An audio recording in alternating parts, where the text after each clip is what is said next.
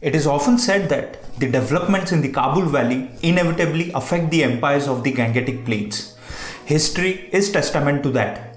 Be it Alexander, the Mughals, Russians, or the Abdalis. This thesis gets further complicated because of the Indus Rider, which can simply be stated as the kingdoms in the Indus Valley have historically had a powerful role in shaping the relationship between the alien forces and the empires that are in the heart of India. Today, that can be seen from Pakistan's eternal pursuit of strategic depth in Afghanistan. Strategic depth is a policy to ensure that whosoever rules Afghanistan should be completely controlled by Pakistan. अब ये क्यों हुआ है? तो एक बात बता दूं कि the Pakistan army and its politicians are very scared. They believe that if at all there's India's presence in Afghanistan, Pakistan will get encircled by India. India might use this territory to start a second front against Pakistan. Pakistan fears losing its territory. This is primarily due to the Afghanistan not recognizing the Durand Line, the border that separates Afghanistan and Pakistan. One interesting thing here is that the Pashtuns or the Pathans, as they are called in the northwest of Pakistan, have got divided because of this Durand Line on either side. Pathans in Pakistan want an integration with Afghanistan. It is to be noted that Pakistan is not a natural nation. The only connecting link is religion. It suffers from inter-ethnic clashes. There are conflicts between Punjabis, Sindhis, Baluchis. There's domination of Punjabis over other ethnic groups. They have been held together by a central government, mostly by force. And after losing Bangladesh, Pakistan has become acutely conscious of its territorial integrity. It is in this backdrop that Pakistan uses Taliban as a proxy.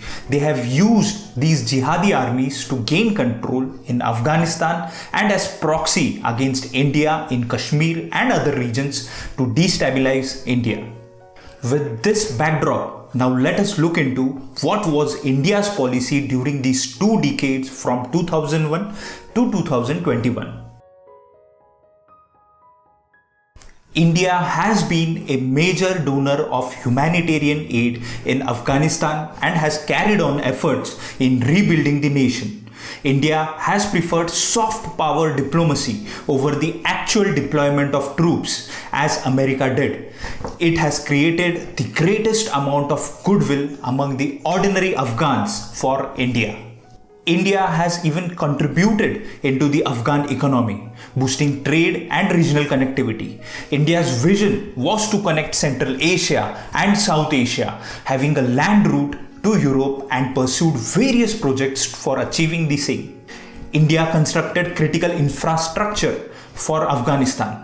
Highways, dams, electricity transmission lines, schools and hospitals. Even the Afghan parliament is built by India. There are many ongoing projects in Afghanistan and now it is fairly certain that all these investments are under threat.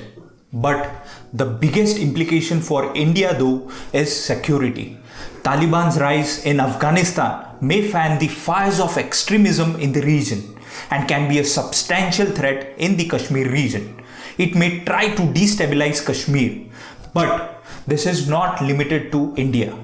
Pakistan has smugly welcomed the rise of Taliban in Afghanistan and feels that it has a substantial leverage over it. It feels that it can control Taliban and use it as a weapon against India. But a blowback for Pakistan can happen too.